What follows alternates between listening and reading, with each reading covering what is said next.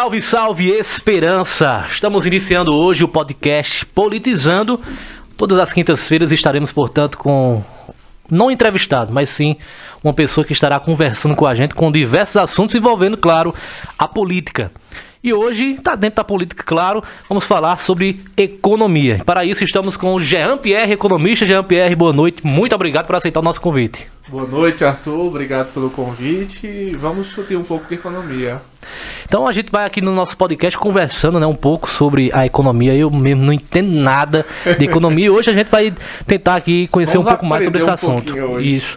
E eu acho que pra gente começar a falar sobre a economia, é importante a gente falar sobre como é que ela está hoje, mas a gente tem que voltar no tempo e falar sobre o Plano Real, que acredito que foi um divisor de águas, né, Pierre? Isso, o termo é adequado. Foi um divisor de águas, né? Você sai de uma situação de décadas já de instabilidade do ponto de vista monetário, ou seja, a inflação estava fora de controle. Então, as pessoas, as empresas e o próprio governo não conseguiam mensurar o valor das coisas através daquela moeda, porque ela perdia valor muito rapidamente. Então, você perdia o poder de compra com facilidade.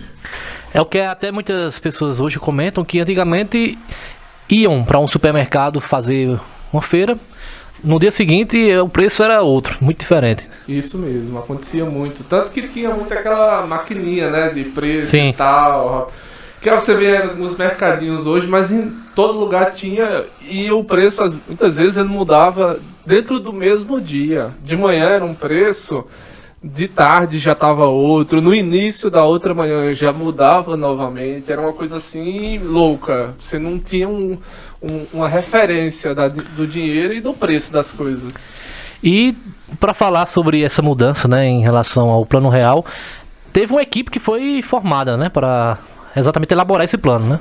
Isso, ali no governo de Itamar Franco, quando ele coloca o Fernando Henrique Cardoso como ministro da Economia, que na época era Ministério da Fazenda, eles juntam uma equipe de economistas, de vários economistas notáveis, como André Lara de Rezende, Gustavo Franco e outros que eu não recordo agora, para construir um modelo que realmente estabilizasse a moeda.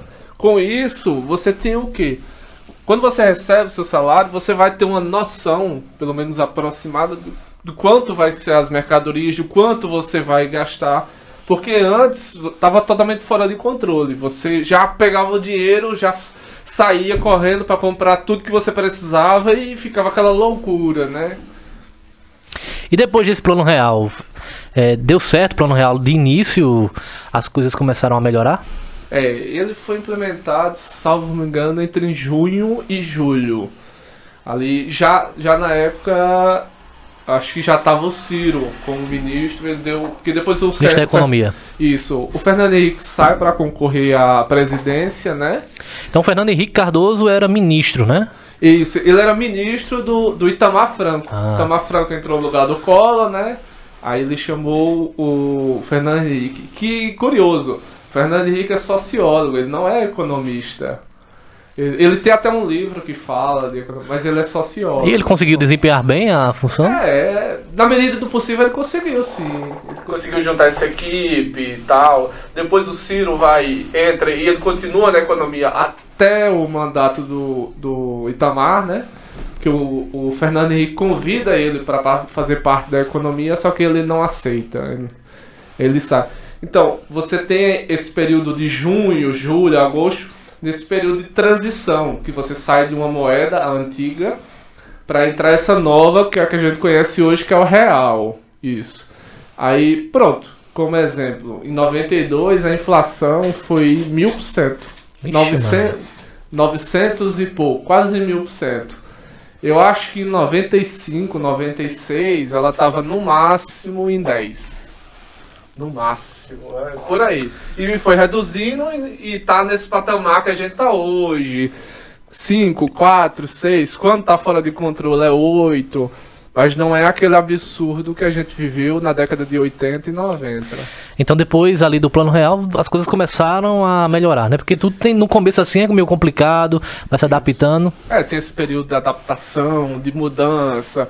você se habituar a essa nova moeda, as coisas elas já vão estar mensuradas nessa moeda, então teve esse período, né, de transição, mesmo assim você sente, né, leva um tempo, até a economia, ela precisa de um tempo para ela se estabilizar e continuar seguindo. E depois de um tempo, deu certo? A economia aqui do nosso país ficou tranquila?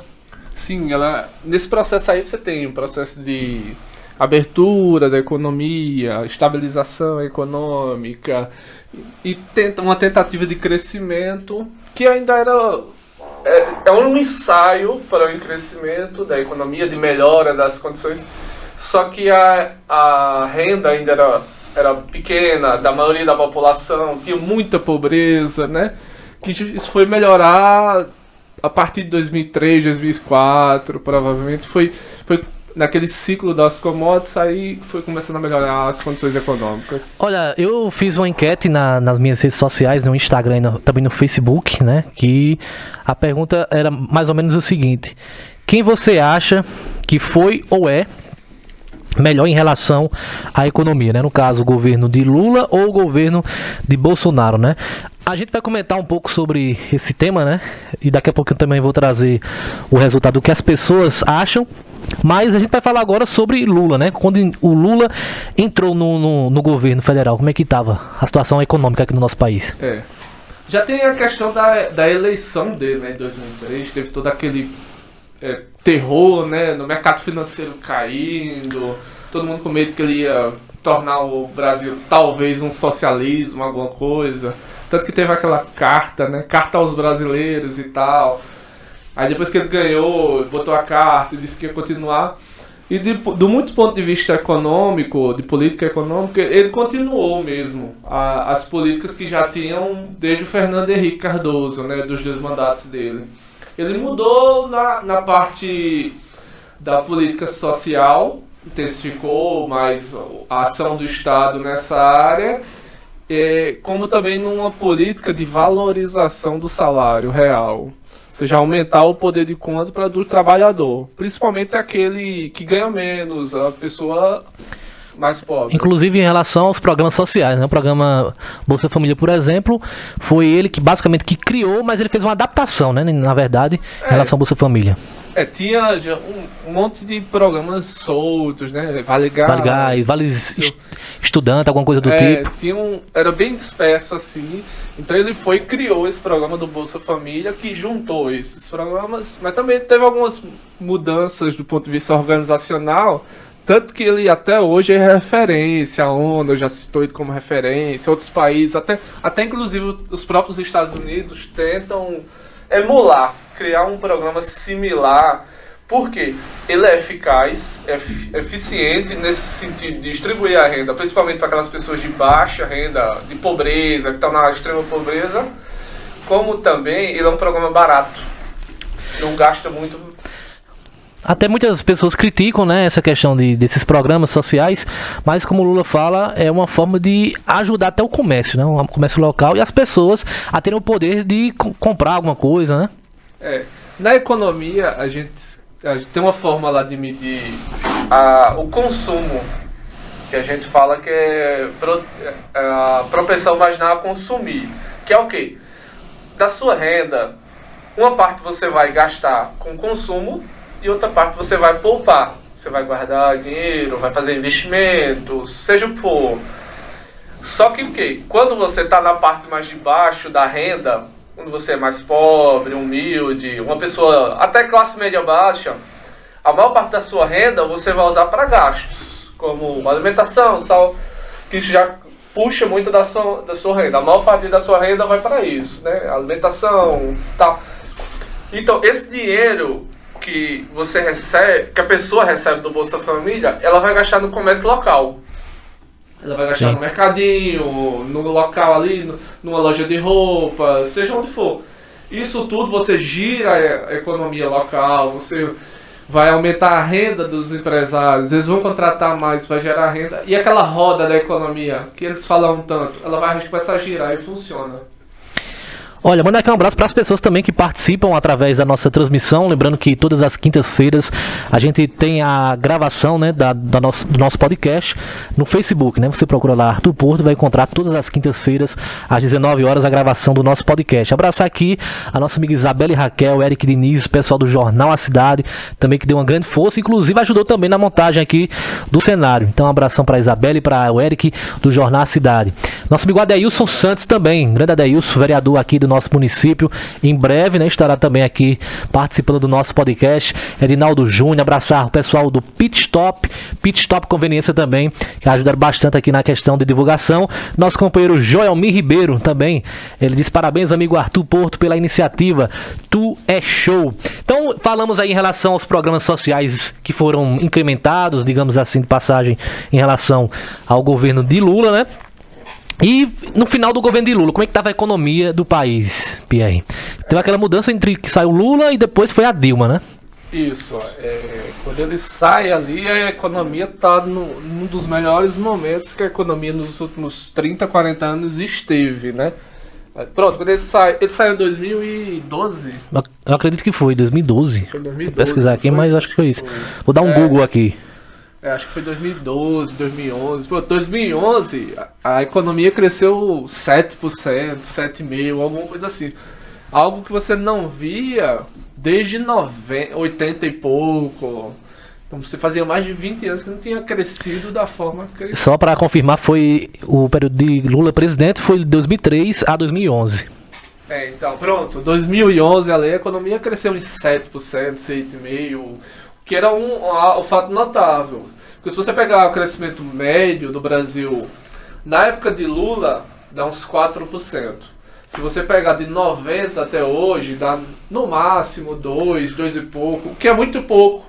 Porque o mundo cresce 4, cresce 5. A China cresce 12, 10, 9. Agora, o que foi que aconteceu? Porque vinha tão bem, né, como a gente tá falando aqui, tão bem no governo Lula, a economia, e de repente, na gestão de Dilma, na primeira gestão, acho que já tava sentindo alguma coisa ali que tava mudando, e na segunda gestão dela, aí realmente todo mundo sentiu essa questão da economia, uma piora, né? No caso dela, é um somatório de fatores. Fatores econômicos e fatores políticos, né? Você tinha um Congresso que estava a todo momento aprovando pautas bombas, chamado pautas bombas, porque atrapalhava o Ministério, não só o Ministério, o governo na forma de gerenciar todo o orçamento federal. Isso atrapalhava. Mas também você estava um mundo que ele estava diminuindo aquele crescimento que a gente viu ali, principalmente esse ciclo das commodities, né? Soja, milho, carne, petróleo e várias outras commodities que começaram a crescer muito. Por quê? Porque a China estava crescendo bastante. China, Índia, então elas estavam demandando muito disso. A gente estava vendendo e estava tudo bom. Vendendo e entrando dólar no Brasil e você distribuindo renda. Aquela questão que eu falei de valorização do salário real, você distribui renda, você está mandando renda, uma parte dela, é claro, para as pessoas mais pobres, mais humildes ou classe média baixa. Então você sai desse ciclo de crescimento que a gente tinha ali 2003 até 2012 no máximo, você entra no momento que está virando a economia, você tem que ter uma reforma, tem que buscar outras formas de estimular a economia, coisa que ela não fez, e também o Congresso fez o favor de atrapalhar ela. Então isso aí foi vários fatores, né, que fizeram a economia mudar. Com certeza. Foi um somatório, né? Porque não funciona. A economia, ela não é uma coisa separada, política tá aqui, sociedade, tá tudo junto. Então, se uma parte tá falhando, a outra também tiver, não tem como você vai cair. Que foi o que aconteceu, né? Entramos em crise e a gente tá até hoje. Olha, em relação ao que a gente tá falando, o Alexandre Pedro Moreira, ele participa aqui da nossa live no Facebook, ele diz: em Dilma já estava se esgotando o período de abundância da demanda de comorbidades, né? E o governo não conseguiu sustentar as políticas de gastos de antes, mesmo tentando para se manter no poder. Interação aqui do Alexandre. Isso, grande Alexandre, meu amigo da universidade, um abraço para ele. Ele foi perfeito, né? Foi tudo que eu falei, esse ciclo de crescimento devido a commodities, ele se encerrou, ele estava diminuindo bastante. Então, o governo tinha que pensar numa forma de como é que eu vou fazer essa economia crescer, coisa que ela não fez e também o Congresso não ajudou. Então vamos lá, já falamos aqui do... Então vamos lá, já falamos em relação ao Plano Real, né? Já falamos em Fernando Henrique Cardoso, falamos de Lula, de Dilma, e quando Dilma sai do poder, né? Teve aquele impeachment, Temer assumiu. Como é que estava a economia ali, Pierre? Ele já pega a economia já entrando em crise, né? Ele pegou 2015, né? Acho que foi 15, né? 15, 16, então, aquele período de crise grande. Foi a pior crise que o Brasil já passou na história. Foi grave, né? Então aí ele veio com aquela resposta conservadora de se reformar. Então vamos botar um teto de gastos, vamos mudar as regras do trabalhista. O ministro dele era o Guedes, né? O Guedes não, foi candidato a presidente da República, Meirelles, né? Meirelles fez um trabalho tão bom como presidente do Banco Central, depois esse trabalho péssimo, eu considero péssimo nessa gestão do Temer, né? Essa curta, mas terrível gestão dele. Porque você criou aquele teto dos gastos que você não vê paralelo no mundo. Você botar na Constituição uma limitação. Tanto que agora, se não fosse quebrado esse teto com a PEC da guerra, né? Que aprovou, não tinha como ter tido todo esse auxílio emergencial, esse apoio aos estados, que foi mínimo, mas foi alguma coisa, né? Imagina se não tivesse. Inclusive foi na gestão de Temer que começou até esses comentários em relação também à privatização, né? Ele disse que iria melhorar muito a questão da economia no nosso país com a privatização de algumas empresas, né? Sempre vem essa ideia, né? Quando as coisas estão ruins, não, vamos vender. É só você olhar, você tá em casa, na sua casa, você tá com crise, tá devendo e tal. Eu vou vender minha televisão, vou vender meu sofá. E as empresas são ativos, né? Então, do mesmo jeito que você tem um carro, você tem um terreno, qualquer coisa, são ativos seus. Você começa a vender e pagou essas dívidas. Mas vai melhorar? Se vier outras, e se sua dívida for muito grande, você só vai bater um pedaço da dívida com isso. Você não resolve. Aí depois vai ter que comprar e ainda pagar o resto da dívida. Então... você só resolve quando você acontece o quê? Você procura outra fonte de renda, né? Que no caso do governo é o quê? É o país crescer. Porque se o país cresce, as pessoas vão produzir mais e isso vai gerar mais imposto. Então todo mundo sai ganhando. Todo mundo vai crescer, o governo vai arrecadar mais e vai conseguir pagar as suas dívidas. Olha, temos aqui mais uma interação do nosso amigo Alexandre, que hoje está sendo praticamente um terceiro participante, né? Então, o legal de gravar esse podcast e não fazer o ao vivo no Facebook é isso, que as pessoas têm essa oportunidade de participar junto com a gente, né? Ele fala aqui em relação ao governo de Bolsonaro, que a gente vai começar a falar já sobre o Bolsonaro, né? Lembrando que estaremos disponíveis aí, o podcast estará disponível nas plataformas digitais, no Facebook, no Instagram, áudio e vídeo, também no YouTube, e também você poderá ouvir através do Spotify e do suamusica.com.br. É só procurar o Politizando, que lá você vai encontrar e ouvir na íntegra com uma excelente qualidade, diga-se de passagem. Então agora vamos começar a falar sobre Bolsonaro, né, Pierre? Vamos falar desse período trágico, né, que a gente tá passando tanto. Período sombrio, né, digamos assim. Sombrio, é muito melhor esse seu termo, né? Do ponto de vista econômico, social e político, não tem algo bom para você tirar desse período agora. Então vamos lá, saiu o Temer do governo, entra Jair Messias Bolsonaro. E aí, como é que tá a economia, Pierre? A gente já estava possivelmente se recuperando, né? Porque a gente tem a crise ali que pega 15, 16, então caiu 3,5% em 2016, 17 caiu 1%. Então, na verdade, depois de Dilma veio o Temer deu uma melhorada na economia ou manteve a mesma coisa? Não, eu não considero como uma melhora. Teve aquelas reformas que só fez animar o mercado financeiro, a Bolsa de Valores, mas você não vê. Tanto que o desemprego ele continuou alto, elevado, que é um sinalizador de como está a economia, né? 1,12, né? Outro é o PIB. Por exemplo, o PIB caiu, 3% em 2015. 2016 caiu mais 3,5%. Já no somatório já dá mais de 6%. Aí em 2017 e 2018 cresceu 1%.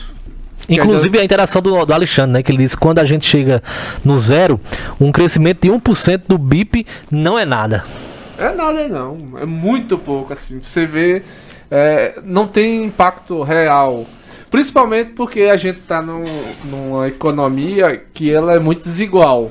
Então quando cresce 1%, essa fatia que cresceu, os mais pobres, eles vão ficar com um pedaço muito pequeno. Então você vai pegar 0,3% de crescimento, isso é nada.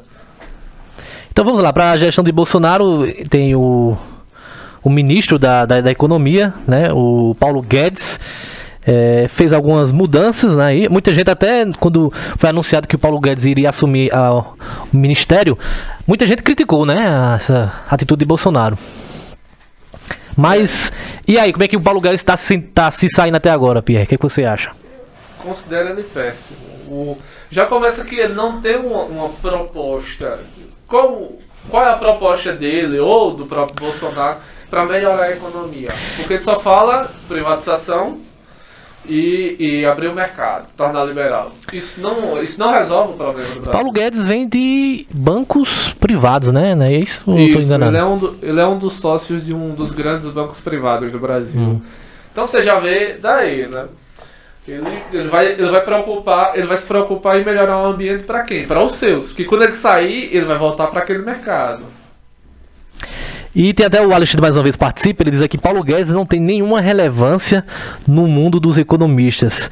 Era um rentista especulador que vivia dos fundos de pensão e taxa de juros. Por isso, ele governa para os bancos. É mais ou menos isso, Pierre? É perfeitamente isso. Alexandre, ele é pontual. Ele veio para isso, para melhorar as condições de ponto de vista de ambiente econômico e jurídico para bancos, financeiros, só isso. Porque você não vê qual é a proposta para estimular o trabalho. Qual é? Não tem. Temer fez uma reforma trabalhista com a desculpa disso. Não funcionou. O desemprego ensaiou que ia crescer, mas voltou ensaiou que ia cair, né, o desemprego, mas voltou a crescer. E agora, no governo do Bolsonaro, ele disparou. E continua disparando. Ele já bateu o recorde agora, mês passado, eu acho. Você vê quase 14 milhões de pessoas desempregadas no Brasil. É muita gente. Em relação ao BIP, foi divulgado, inclusive, há alguns dias atrás, que esse aumento de 1%, né? Mas como a gente falou aqui, não é mesmo que nada, né? Por exemplo, você vê, 2015 caiu 3, 2016 caiu 3,5. 17 subiu 1, 18 subiu 1, 19 acho que subiu 1 e pouco. Então, nesses 3 anos, você só cobriu a queda de 2015. Se você pegar o PIB trimestral do Brasil, a gente não está no patamar de 2013. É como se a gente tivesse voltado no tempo. A gente regrediu. Aí, do ponto de vista econômico, a gente ainda está antes de 2013. É uma coisa assim. Passou 4 anos e o quê? As coisas não mudaram, né? Só pioraram.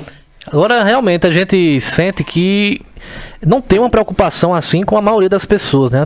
As pessoas mais carentes em relação ao Ministério da Saúde. Um exemplo disso é o auxílio emergencial, né? Montaram uma proposta lá com valor, me parece que era R$200. Aí foi para o Congresso, aí Bolsonaro, não, o Congresso decidiu que era 300. Aí não, vamos lá, vamos dar 500 depois. Instante apareceu o dinheiro. Porque antes ia fazer que era R$200. Quando o Congresso pediu 300, eu disse, não, vamos dar 500. Foi meio estranho isso aí. Pra você ver, né? Não tinha dinheiro, tava... Ele mesmo tinha dito no começo de 2020 que o Brasil tava quebrado, não tinha... Totalmente leviano essa afirmação dele, né? Mostra que ele não sabe de nada. Mas não tem dinheiro e tal, a gente tá quebrado. E como é que pagou 600 a milhões de brasileiros? E o que a gente sente muitas vezes quando tem entrevistas deles, do ministro, é como se ele estivesse dando dinheiro ali e o dinheiro não voltasse. Mas volta sim. Vou dar um exemplo aqui, na Cidade de Esperança. O auxílio emergencial movimentou bastante as lojas aqui do nosso município, né, Pierre? Movimenta. Por exemplo, é isso. Se você pega exemplos de... Você não pega exemplo de capital. Pega de cidade pequena. Aquele cara que recebe ali, principalmente dessas áreas, que trabalha ambulantes, Sim. trabalha com shows, eventos, toda aquela pessoa que trabalha com público de massa, que foi o que restringiu nessa pandemia, essa pessoa ficou vulnerável, né? Então quando ela recebe isso, ela vai comprar o quê? Ela vai pagar o aluguel dela, ela vai no mercado, fazer feira, ou seja, é um dinheiro que ela não vai guardar. Isso. O banco, ele deu dinheiro para o banco. Assim, não é a forma correta de dizer deu banco, mas disponibilizou recursos para que os bancos tivessem caixa e não entrassem em colapso, porque no começo da pandemia se achou isso, que a economia ia entrar em colapso do ponto de vista bancário, não entrou. Saiu um dia desse o resultado dos bancos, os grandes, né, que são 4 Sim. só. Lucro recorde. Como é que é possível isso? A economia caiu 4%. E os Milhares bancos? de pessoas perderam emprego, milhares de pessoas entraram na linha de pobreza. Ou seja, a economia empobreceu, a economia está em crise. Como é que um setor ele bate recorde de lucros? De onde veio esse lucro? Entendeu? É uma transferência que vem do Estado, que não é de hoje. É uma estrutura do Estado que ela transfere renda do pobre para o rico. E depois, agora nesse ano, tivemos também aí o anúncio, né, e já está em ação, que é exatamente o auxílio emergencial de 2021, né? Esse ano me parece que é de 175, o valor mais baixo, o valor mais alto, eu acredito que seja R$250, né?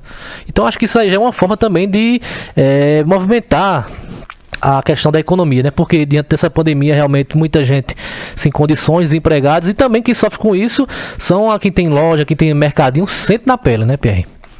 Sente bastante. E você vê que, tipo, o que vai mudar numa pessoa com 100 e pouco, Isso. 170, Eu fico imaginando uma pessoa receber, diga aí, R$175 para você fazer uma feira. Para você, ou então você que está em casa para imaginar, você consegue viver com R$200? Não é nem um aluguel, se brincar. Isso, Só se você verdade. morar num cubículo, você vai pagar R$200. Você tem alimentação, vestuário... Só a questão do botijão de gás, meu amigo. Foi anunciado há pouco o aumento de 6%, então o gás poderá chegar até R$100. Diga aí. R$100, você vai gastar R$100 só no bujão. Como é que você vai viver com 170, R$200? Aí vem energia, água, aquela coisa toda. E isso é o quê? Que já aconteceu desde 2003 no processo de aumentando aquela coisa que eu falei, desigualdade, desemprego. Sim. Então muita gente ela migra para setores informais. Que é isso? Trabalhar com festa, trabalhar revendendo produtos, vendendo produto em festa, em eventos, tudo isso. Ou seja, trabalhos não formais, que você ganha muito pouco. E que você não tem uma segunda fonte de renda. Então, quando acontece a pandemia, que você restringe o trabalho dessa pessoa, ela não tem outra fonte de renda. Ela já está numa situação que você ganha pouco, ou seja, você não consegue nem poupar. A maior parte dessas pessoas ela não vai ter uma poupança para segurar esse período de pandemia, de restrição, né? E você ainda dá um auxílio desse, não tem como a pessoa se... A gente até fica impressionado, por exemplo, nesse momento de pandemia, claro que as empresas tiveram uma queda, né? Em questão... Porque a pandemia está mais de um ano de pandemia, então não é nada fácil. E as pessoas, rapaz, o brasileiro, meu amigo, inventa de tudo. A gente vê agora, diariamente tem aí lives, né? As empresas estão fazendo lives com promoções, vendem muito, viu, amigo? Até pão eu já vi o pessoal fazendo live para vender pão, viu? Então realmente o povo brasileiro é diferente. A gente é muito criativo, né? A gente só precisa de um ambiente e um governo que estimule. Você vai ver que a gente ia crescer de uma forma incrível. Porque a capacidade criativa, a capacidade de se adaptar a um ambiente tão ruim quanto estamos, e a gente ainda continua batalhando, tentando, é incrível. Você merece aplausos. Agora vem aquela pergunta agora, Pierre, a grande pergunta do dia. Como já falei nas redes sociais, fiz a enquete, quem foi melhor em relação à economia.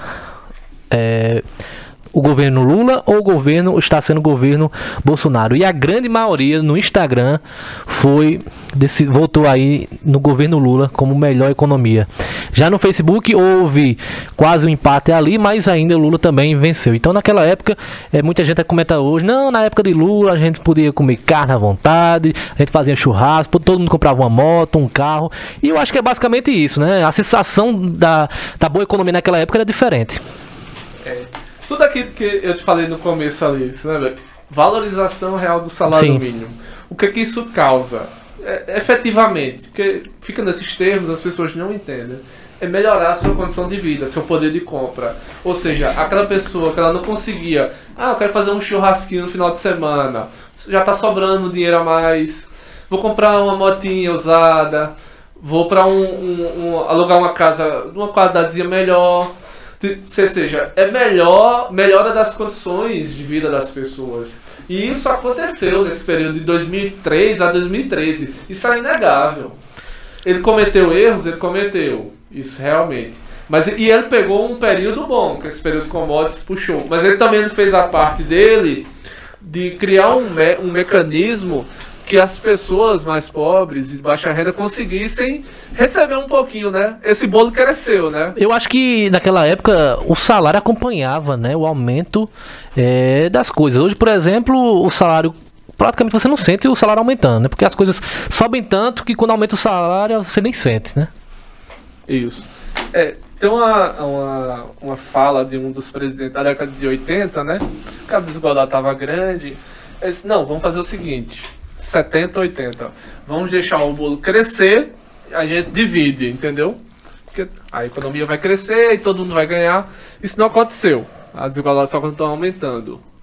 O que Lula fez? O bolo cresceu entre 2003 e 2003. Ele criou um mecanismo que os mais pobres conseguissem um pedacinho desse bolo. Ou seja, isso é efetivo. Você olha, melhora de condições de vida de várias pessoas, principalmente as mais pobres, né? Quem saiu perdendo foi a classe média. Ela perdeu renda nesse período. Mas quem era rico e quem era pobre saiu ganhando nesse período. Só a classe média perdeu. Por isso que uma grande resposta contra o Lula vem da classe média. Porque eles perderam renda, perderam algum poder de renda e de mercado que eles querem de volta, né? Agora, em relação ao salário, o salário mínimo hoje em dia, esses aumentos não está acompanhando a inflação, né, Pierre? Desde, acredito que Temer, da transição ali para o Bolsonaro, não tem mais esse mecanismo de aumento real. O que quer dizer isso, né? Você aumenta o salário acima da inflação do Brasil, que é aquela IPCA, passando no jornal, o IPCA deu tanto e tal. Então, o IPCA deu 10. Eu vou aumentar seu salário em 11%.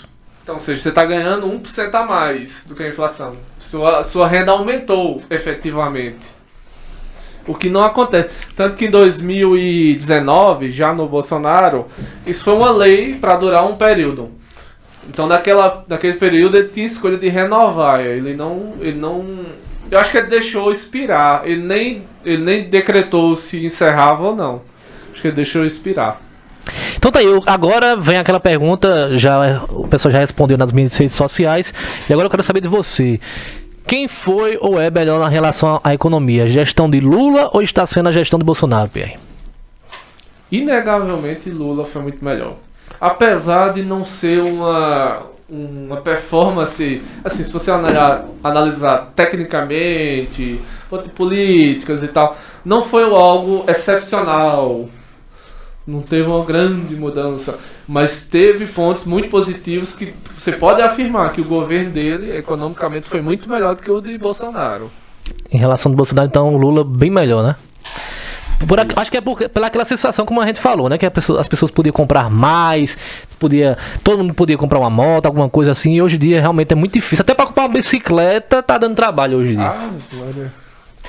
E com esse dólar disparado aí, fica tudo mais difícil. Agora, em relação a gente tá falando agora em relação ao salário mínimo, muitas pessoas mesmo que eu conheço, deixaram de trabalhar em empresa para ganhar o seu salário, para falar, já estamos falando em outra coisa aqui, que é em relação a investimentos, né? Muitas pessoas deixaram de lado o trabalho para ganhar aquele salário fixo para fazer investimentos, né, Pierre? E eu acho que vai ser uma coisa do futuro, né? Essa questão. É uma das saídas que a gente tá tentando, eu tô dizendo no Brasil, os brasileiros, tá tentando para melhorar as condições de vida, né? Então, uma das opções é essa, é você migrar para esse mercado de investimentos, mercado financeiro, e toda a estrutura que tem, que é enorme, é vasta, e que está crescendo. Então, como está crescendo, está gerando muito emprego, muita demanda, então precisa de profissionais. É claro que é um setor muito, como eu posso dizer, especializado. Então, exige que você tenha uma boa formação. Não é só chegar assim, investir. Isso, é só você olhar o Facebook. O que mais tem Facebook, guru, YouTube, né? Tem também várias empresas também oferecendo lá, coisas também, né? Não, eu tô no Instagram assim, tá direto. Eu tô ganhando 5 mil por dia e tal, segue meus passos aqui e tal, e vamos ganhar dinheiro. Mas a maioria é pilantra, é picareta, que só quer tirar seu dinheiro. Entendeu? Tem um lá que ele ganha assim 3 mil num minuto. Ele mostra você no vídeo. Porque se ele ganha tanto num minuto, por que ele vai te vender um curso por 1.000, 3 mil reais? Não tem lógica, né? Ele ia dar de você de graça, né? Então, ele só quer roubar seu dinheiro. E tem muitas empresas, né, que fazem e dá esse suporte, né, em relação a investimentos, e também alguns bancos também, né? Você tem uma opção, até para quem é mais meigo, tem algumas opções também que é mais fácil, né, Pierre? Quando você vai investir, você tem geralmente 2 locais, né? Que é o banco ou a corretora. Então, o próprio banco e a corretora, ele vai ter uma equipe de pessoas que vai lhe auxiliar, né? É claro que a corretora é sempre melhor. O banco, ele não é para investimentos. A finalidade é dele mesmo. Sim. Então, geralmente ele não é bom. Ele não presta um bom serviço, na minha opinião. Já a corretora, ela nasceu para isso. Então ela faz o quê? Ela faz que você ganhe dinheiro. Porque se você ganha dinheiro, ela ganha dinheiro. Porque ela ganha dinheiro com as suas taxas de investimentos e tal. E é claro, tem casas especializadas, tem profissionais particular, por exemplo, pessoa que lhe dá dicas de investimento, pessoas que gerenciam o seu dinheiro, investem por você. Ou seja, é um leque de opções enorme. Agora existe um curso para isso aí? Para quem uma pessoa está no emprego lá, juntar um dinheirinho ali, aí quer sair do emprego, quer começar a fazer investimentos. Tem algum curso, alguma coisa do tipo? Assim, se você quer fazer para você, não precisa, assim, é bom você procurar, é claro, porque vai lhe ajudar, principalmente. Mas se você quer trabalhar com isso, então você vai ter instituições do mercado financeiro que elas vão dar certificações. As certificações elas vão dizer, não, você sabe fazer isso, ó. Eu chego aqui e eu digo para você, eu sei fazer investimento, eu sei lhe ensinar. Como é que você vai saber? Essa certificação é um selo que está dizendo, ó, esse cara aqui, ele sabe o que está fazendo, ele sabe o que está falando. Até porque é muito complexo, né? Tem a questão de bolsa de valores, tem que entender também tudo sobre isso. E porque tem muito isso. Como eu falei no Instagram, tem muito picareta, tem muito cara que... Então, você tem que ter essa segurança. Tanto que uma das instituições que a gente tem é a Ambima, né? Que é uma associação de corretores, de pessoal da área da empresa de investimento. Né? Que já trabalha dando esse suporte, né? Isso, da indústria de investimentos, aí tem essa Ambima, que é uma associação deles e tal. Aí lá eles têm códigos de práticas, eles têm certificações para, esse aqui é especializado nisso, esse aqui é especializado naquilo, porque tem várias demandas, tem vários produtos, tem vários objetivos, né? Cada um investe por um motivo. Então a gente poderia até, em outro programa, trazer mais informações em relação a essa questão de investimentos. Acho que tem muitas pessoas que têm um pouco de curiosidade, né, dessa questão, desse setor também. Realmente a gente tem que puxar um podcast só para isso. Talvez até 2, porque é vasto, demanda muita... E você tem que falar com calma, tem que explicar, porque o mercado financeiro da forma que ele está, ele é complexo para as pessoas de fora. Então você tem que desmembrar isso. Estão tentando fazer isso. Até as próprias corretoras, tentando tornar mais fácil, porque muita gente está fora. Vê assim, não entendo isso. Eu fui entender mais quando eu entrei para a economia, mas antes. Então, é preciso essa facilitação desse conhecimento, esse link entre as pessoas e os investidores. Então já estamos aqui chegando no finalzinho do nosso podcast de hoje. Foram muitas informações, a gente fez aqui praticamente uma linha do tempo da economia aqui do nosso país. Falamos também de economia, começamos a falar em relação a investimentos. No próximo podcast, quem sabe a gente traz aí mais informações em relação a isso. Mas Pierre, muito obrigado por sua participação aqui. Eu acho que eu e muitas pessoas agora entendem um pouquinho mais sobre a questão de economia. Obrigado você pelo espaço, pelo convite. Obrigado, pessoal, pelas mensagens, pelo apoio. Eu espero ter ajudado e espero na próxima oportunidade a gente discutir mais. As pessoas que tiverem dúvidas, eu poder ajudar, porque isso é muito importante. Porque isso tem a ver não só com a economia, mas com a sociedade, com a política. Então, se as pessoas sabem o que está acontecendo, elas sabem o que elas podem fazer. Como elas podem fazer. Então você que está nos assistindo através do YouTube, se inscreva do nosso canal, manda aí para o pessoal o link para também acompanhar o nosso podcast, e também tem a possibilidade de ouvir através do Spotify, do suamusica.com.br, ou assistir através também do Instagram e do Facebook, o Instagram Arthur Porto 15 e o Facebook Arthur Porto. Então agradecer a participação de todos, até uma próxima, se Deus quiser.